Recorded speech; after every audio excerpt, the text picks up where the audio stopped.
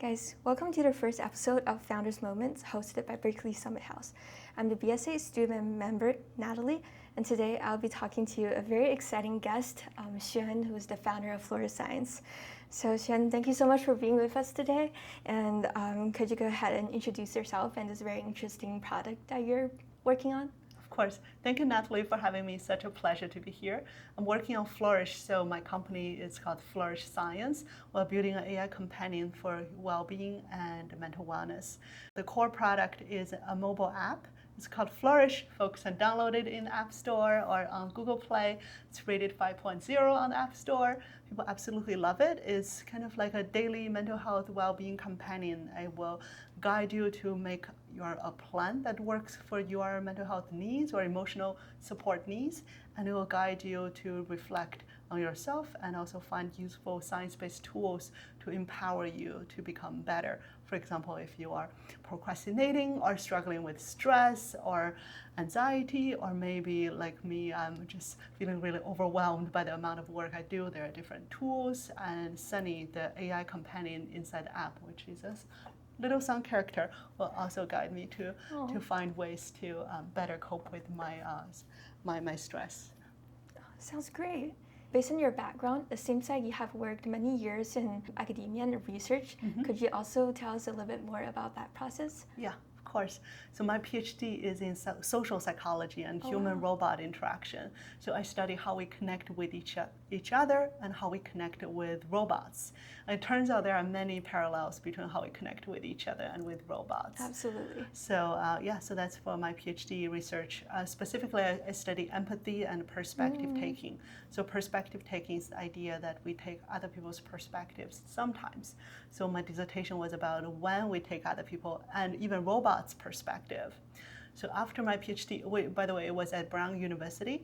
So after my PhD, I went to University of Chicago for my postdoc in the behavioral science program. And the center is called Center for Decision Research. So we study social interaction, communication, leadership. And the center is one of the best in studying human decision-making and human behaviors. And after that, I came to Stanford. I started working at Stanford as a research scientist in the psychology department since 2020. And then I founded Flourish during my time at Stanford. And then since Flourish has been growing, I decided to quit my Stanford job in late 2023 to focus full-time on Flourish. Wow, that seems like a very exciting journey. 16 years in academia. Yeah, I've been doing research since I was an undergrad. Oh, wow. I'm very interested to know, like, in the process, what gave you the idea of Flourish in the very beginning? Yeah, I have known that I have always wanted to be an entrepreneur. My initial idea is I would become a professor first and get my tenure, and then I'll found my startup. So being at Stanford really inspired me to adjust the order of things a little bit. Yeah. So the reason is because I think since I was an undergrad, I was in college, I've always struggled with two questions. One is, so what? Right? We spend so many years doing research, and we publish a paper. It ends up on a bookshelf, but it's not making real impact in the world. So how can we make it more impactful? So that's so what. And another question related is who cares, right? It really is, being a researcher, how can we become more relevant? So I think for those reasons, I always believe that we have to create products, not just publishing research papers, but putting products out there in people's, hanging there a bit longer. And I think that's my mantra when I was a PhD student, hanging there a bit longer. Because when I started, I wasn't sure if I'm meant to do it. You have this question, you have this kind of self-doubt. Am I cut out to do this, right? Am I cut out to be a scientist? So yeah, turns out that next year I got 4 acceptance on these papers. So that was good.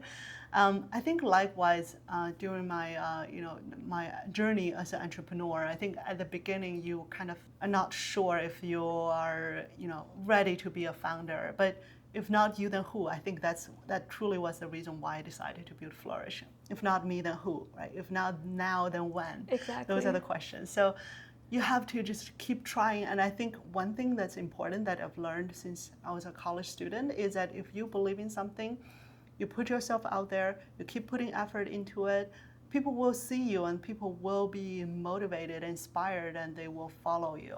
So I think initially, it was just an idea. And Julie and I, my co-founder, I have two co-founders, and they are both incredible, and I definitely want to share more about how amazing they are. So I think initially Julie and I, when we had the idea of Flourish, we were not so sure about it, and then we decided to find another co-founder who has a real product experience and startup experience. And then we created our first MVP, and then people loved it. So it just snowballed from there. I think we are not that successful in the sense that, amazing startups are now, I don't know, they've raised so many rounds, raised so much money, and we are, we're just one foot in front of another one, although we do have this great vision in our head that is Sunnie, the AI companion, will be empowering hundreds of millions and hopefully even a billion people to improve their mental health well-being. But truly, it's putting one foot in front of another one in our daily life. That's surely a very inspiring story, for sure. Oh, thank you. Yeah, this may be sort of an introspection question. So now that you have already transitioned from lab into this into industry and are doing a great job, would you say that you have now fully see yourself as an entrepreneur, or do you feel like you still remain a little bit connected to your identity as a researcher and your passion for science? So between the two identities, like a scientist and a founder, would you say there is one that you're more identify yourself as? 100% founder. Oh, wow. I even feel like now I'm more and more identifying as a business person. Even I can't even imagine that. I think it just you have to be adaptive because you're running a startup and you're the CEO, right? So you have to take care of the business and you have to build product market fit. So the science is still in the name of the company, Flourish Science. We are very much connected with academic system. Lots of our customers are from academia, higher ed institutions, and we also have so we have finished two big randomized control studies in the field, and we have another one coming up in the fall with researchers from Harvard, from University of Washington, from lots of great schools, over 10 different schools. So they are our secret. I would say academia still is in our corner and our secret weapon, how we can create the first scientifically validated AI companion, right, that improve people's well-being. So it's definitely one of our superpowers. But in terms of me, we have Julie, who also got her PhD from the psychology department. So she's leading the science effort.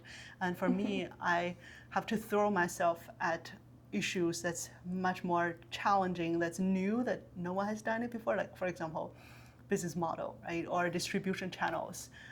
So much more business than research nowadays. Yeah. I do miss my days as a scholar. I have this story. So in 2022, late 2022, we decided to incorporate the company. So it was, I think, September 22nd. I still remember the day when I signed our the incorporation, the certificate of incorporation. And before I signed that that document, I actually took a walk outside, and I knew that once I signed this paperwork, I'm not going to be able to freely think and explore like a scholar. Yeah. And I willingly gave that up for building Flourish. I can only imagine how much courage that takes. I guess this is also a question that a lot of people want to know, and you sort of already talked about it a little bit. From what you have said, it seems like the mentality for doing business and research is quite different. Yes. And certainly you've made a lot of effort into making this transition. And so do you have advices for people like you who are currently working in the field of academia but have this amazing idea that they wanted to transition into a tangible product? What do you think is a good starting point for them to start learning about those business stuff? Yeah. Well, I think first of all, you don't have to be a CEO in order to create a product that people are using, right? You can totally be the chief product officer or I don't know, maybe chief science officer, still, or maybe doing user UI UX. There are many, many ways for researchers to contribute to building real products that are grounded in research and science. So being CEO is not a great job, I have to say. You have to carry a lot of weight and responsibility, and like what I just talked about. But for us, the thing is, if I don't do it, Flourish is not going to happen, because my co-founders have both made some very compelling arguments that they are not cut out to be CEO. I'm the person who should be socializing and networking and getting the resources and all that, and making deals. So I think that's this is truly for the love of the company and the mission that I decided to make the switch. But taking a step back, I think in terms of how do you develop that kind of business thinking, I think the most important thing is creating things that's useful for other people. So it's truly, truly different from doing research, which is you create, let's say you study questions that hasn't been studied before, right? And hopefully, when you are applying to a grant or something, you can also make an argument why this is really important to study, who can benefit from it. But that's pretty hypothetical. I think, like, for example, when you do grant applications, and then you make an argument why studying, I don't know, studying social media and like how kids use social media is greatly beneficial to our society. And then you study something, all right? And then they are not going to decide whether they will give you the grant money or not based on the result, because you already got the grant.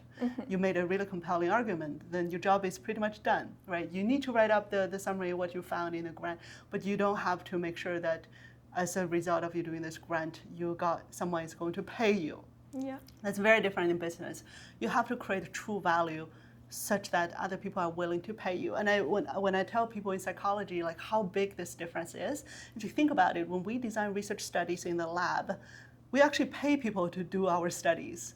But when you are creating a product out there, maybe still based on the same psychological principles, you need other people to pay you to use your product. That is just the difference, like how you're creating value. That is not just answering important questions from a scientific viewpoint, but create something that people want. So that's what YC, they often say, create something that people want. I think that's the gap between research and product. And there's another gap between product and business. So even if you have created a product that people want that's really valuable, you also have to figure out who's going to pay you, right? And do they have money to pay you? Like, I think for me, only starting this year, I'm thinking a bit more like a business person, because look, for mental health, like, who doesn't need more mental health? The world, everyone's having we all have some moments when we get rejected or can't fall into sleep because we are feeling overwhelmed by all the things we need to do. Pretty much everyone. But who have real pain that they are willing to pay you to solve their pain, right? And who have real money that they are willing to pay some money to attend to their well-being and mental health, rather than maybe spending money on other things in their life. So, for example, that's something that we need to figure out, like business model and pricing. So, for example, if someone is a child, or maybe a child is not a good example. Let me say a college student. They need a lot of mental health support, right? Yeah. But they may not have the money. They may be on financial aid. But then the school cares about the student's mental health because it will impact retention. It will impact graduation. So maybe the school can set aside some money to pay the company to provide mental health well-being support, especially before the crisis gets even worse. So that's the trying to figure out who's gonna be able to pay. So those are all things that you have to consider as you build a business. Yeah, that's a lot of like very sharp insights. And if you'll allow me to sort of have like a summary, it would be to like the key points of a business mindset is to first find the pain point, and then to find the right audience that will also pay for the pain point. Right, and find the solution, the product problem fit, and then also the product market fit. Yeah.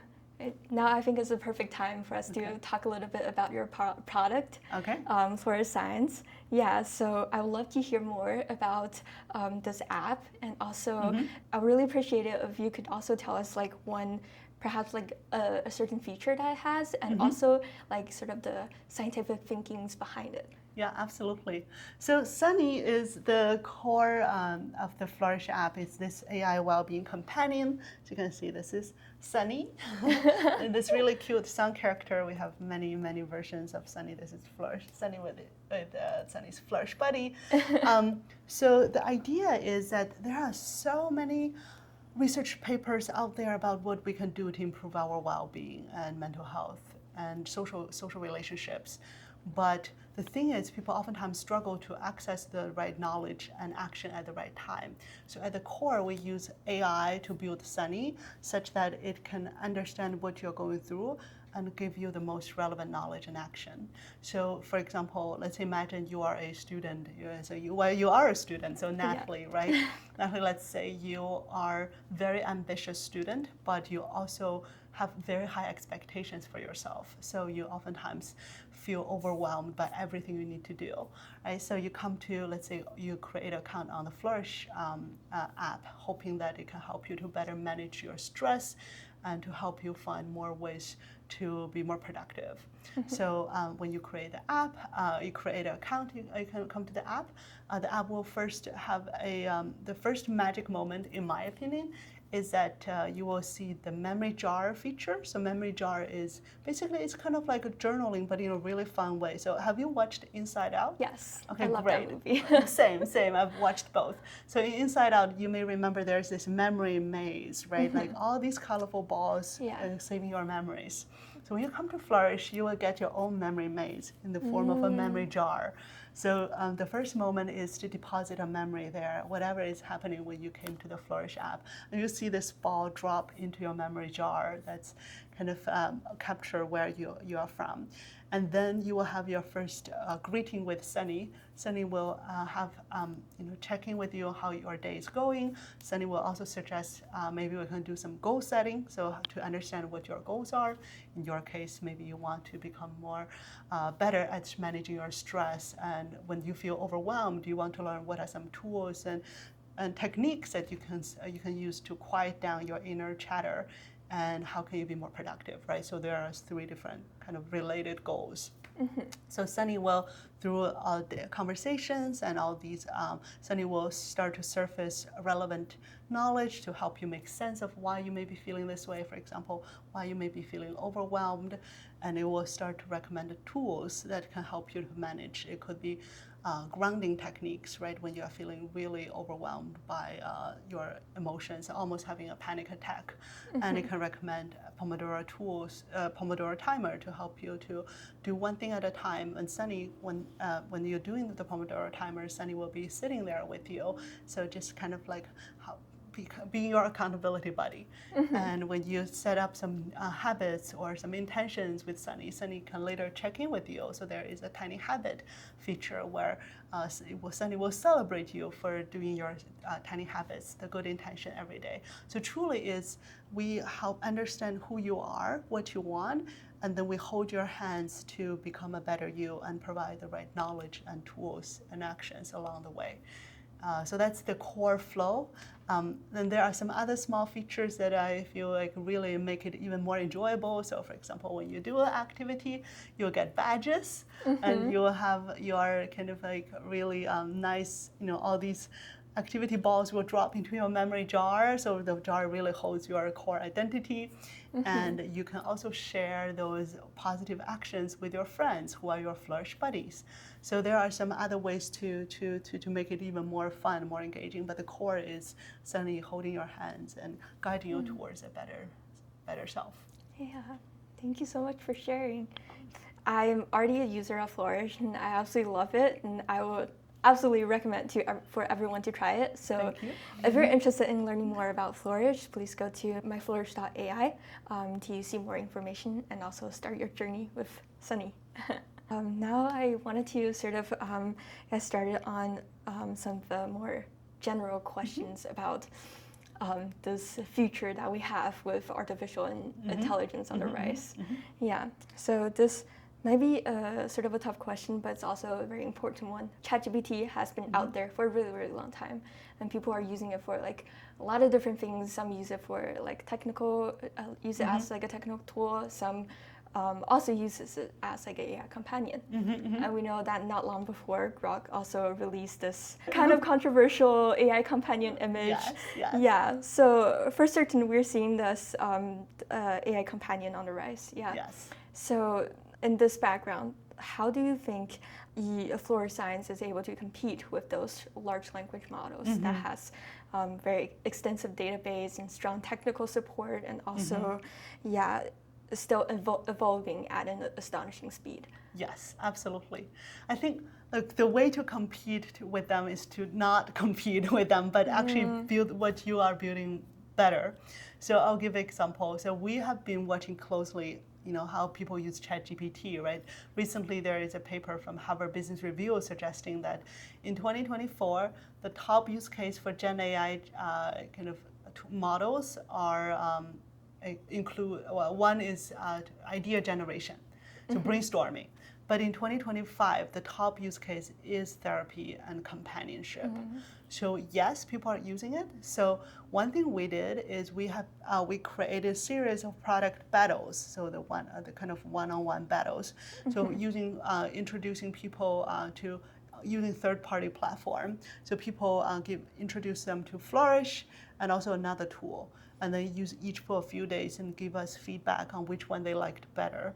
And they rated the products on different dimensions. So when we compared Flourish versus ChatGPT, we found that 70% of the users who tried both products actually preferred Flourish for mental health and well-being support. So that means 2.4 times more of the users actually preferred Flourish over ChatGPT. Of course, assuming that they know Flourish, so that's another challenge. Like how do we market ourselves and get to be noticed out there? But when people know Flourish, they actually prefer Flourish for 4 reasons. So the first reason is they love that it's more specialized for mental health and well-being. So it's this, for example, ChatGPT may give you a lot of suggestions, but Sunnie may ask you questions to guide you to discover more about yourself before giving you suggestions on what to do. And Sunnie actually has a lot of tools. So for example, ChatGPT may say, do a guided imagery exercise or progressive muscle relaxation. But Sunnie can not only tell you that, but also give you this exercise right here, and let me guide you to do a progressive muscle relaxation. And you will hear Julie's voice guiding you and Sunnie just breathing on the screen with you. So all of these are ways that make this tool much more specialized and useful for that use case. And also memory jar, for example, right? You save your core memories, all of that. It just feels like instead of having, you living in a studio, right? You do everything in the studio, which is kind of like what ChatGPT does. Flourish creates your own private, safe space so that you can take care of your mental health and well-being. So that's one, it's the functionality. I think the second one is UI UX, again, about how delightful it is. So sometimes people just open the Flourish app and listen to the music and see Sunnie breathing on the homepage, and they already feel better. They say Sunnie feels, one person recently wrote in Google review that Sunnie feels divine to me. Oh, that is very sweet of you. Yeah. We definitely want to make things feel a little bit magical and cheerful. So the UI UX experience. And another related one, the third one, is character design. We adore Sunnie, and also for many of our users. And even for the schools that we partner with, for example, Villanova University, they are launching Flourish this fall. And they, as part of their mental health promotion initiative, so the office, their mental health center, for their September theme is only sunny days ahead. Aww. So like that is so cute, right? So cute. It's so cute, and they will flood the entire school with Sunnie, like Sunnie posters. I have a Sunnie poster here. Let's say this one is Sunnie.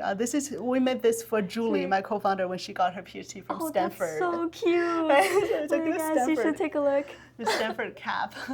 So for example, we have lots of materials, not just in the app, but also.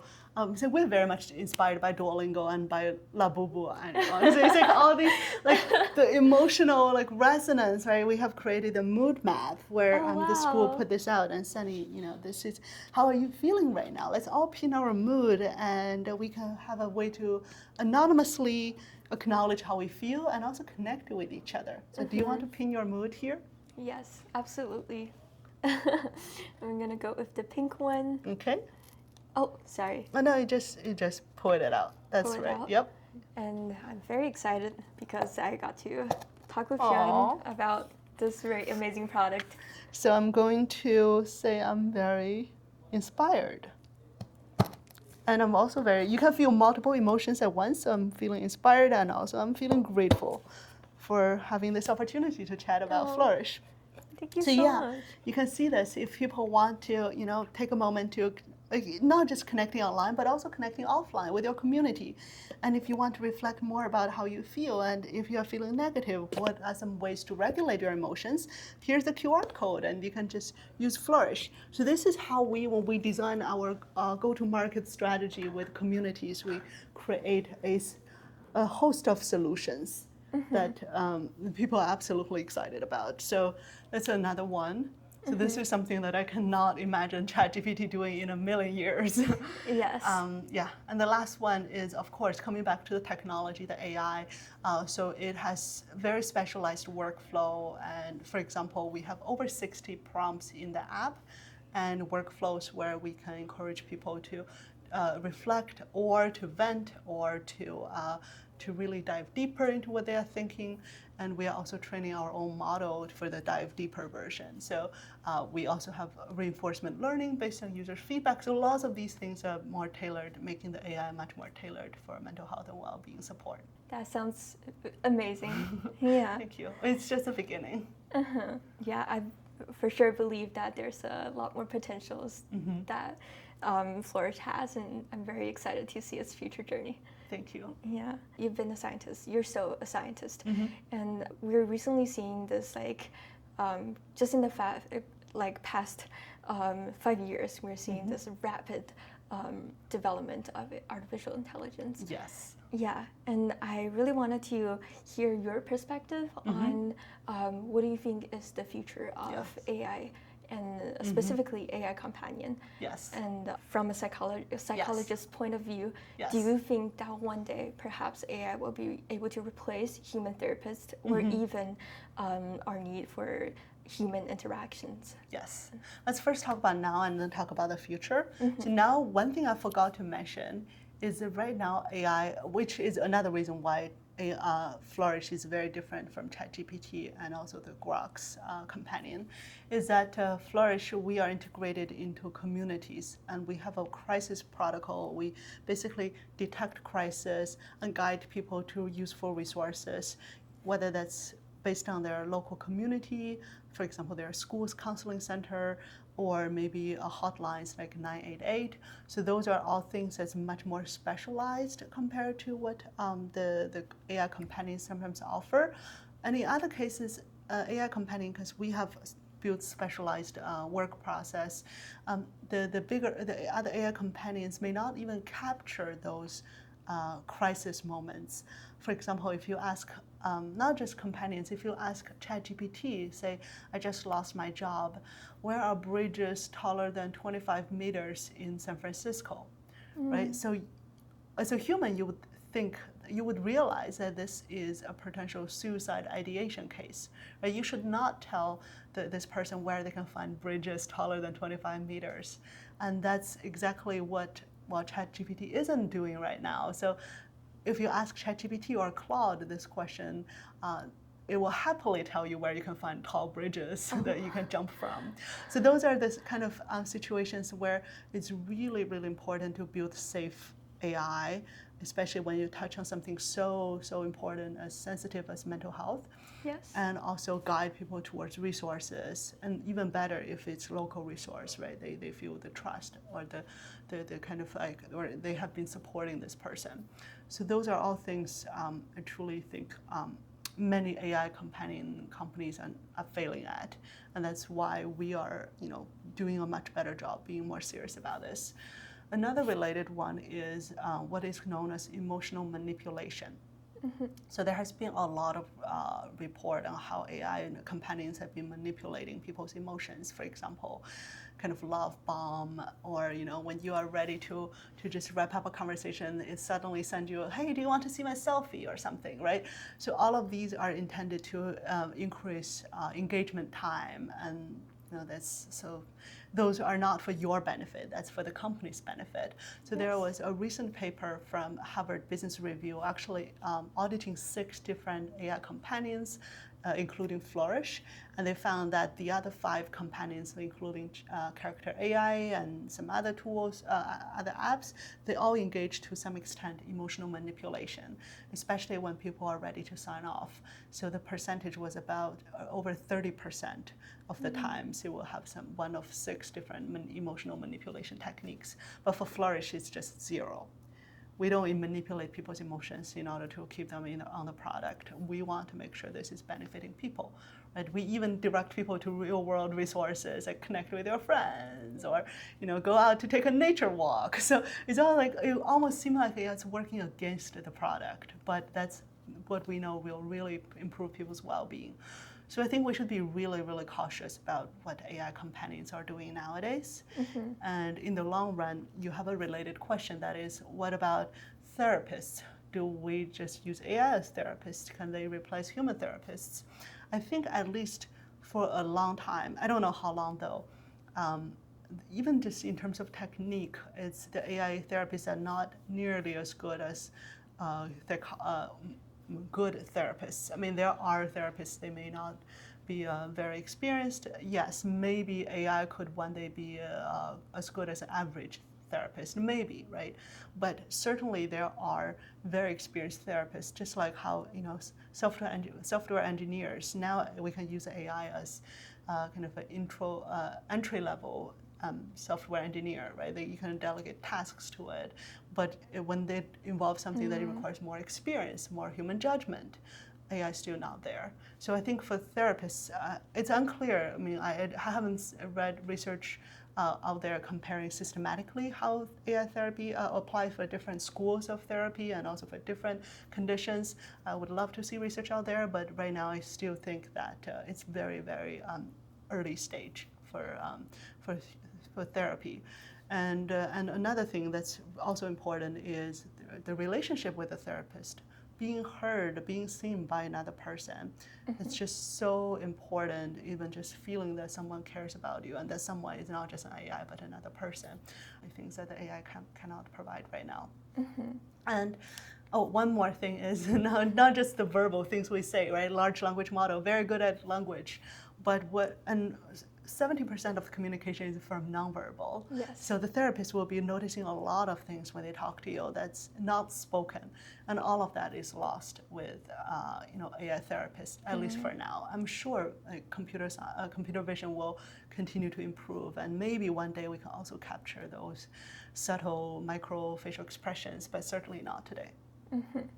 Yeah. So would you say that the ultimate goal of Flourish at this moment is not to replace human therapists, but more of empowering them, or to be a tool of assistance that sort of helps people that may lack the resources or access to therapy services to solve their issues? Would you say that's the case? I don't think so. I don't think about ourselves building AI therapy or AI therapist. So the way I think about it is more about mental health promotion and early intervention. It's the cases where we don't necessarily even need to see a therapist, but we may struggle with stress management. We want to learn more techniques and tools and make sense of ourselves. Absolutely. So 2 things that I would highlight. One is lots of therapists actually recommend Flourish to their client for building skills and practicing what they learn from the therapy sessions. So that's because we have those toolkits. So the toolkits, they will actually guide people to practice what they've learned. And sometimes people even use Flourish to reflect on what they discuss in the therapy session, because oftentimes, therapy session is you finish a session because you're not because you are done with what you want to explore, but because time is up, but your emotions oftentimes still running high. And then you need to kind of take the time to wrap up, to reflect, to crystallize what you learn, and to continue to make progress, right? Yeah. So some people have used Flourish for that purpose. And another case is when Flourish is not, we actually we started with positive psychology, which is the field of psychology that's more about how we can move our life to a flourishing state.